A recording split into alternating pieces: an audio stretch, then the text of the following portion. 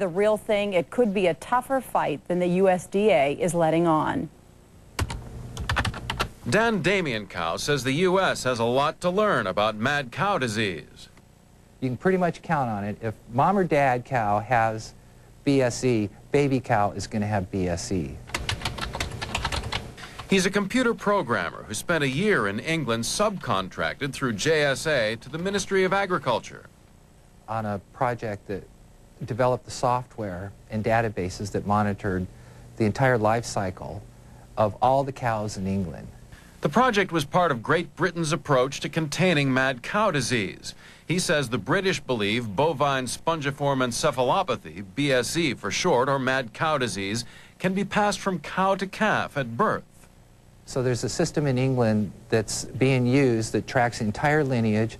If a cow is discovered to have BSE, they will retest the entire lineage of that family.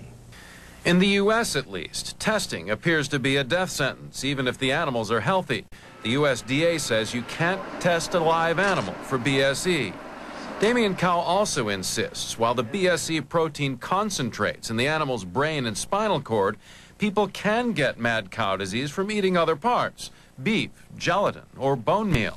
And he says if the mad cow protein truly has arrived in the United States, it will be very hard to eradicate.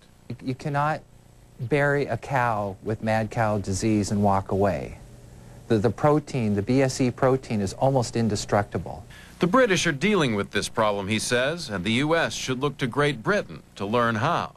David Okarski, KOIN 6 News. In the last year, we have tested 20,526 head of cattle for BSE, which is triple the level of the previous year of 2002. The most highly infectious tissues have been taken out of the food supply. They're not in the food supply.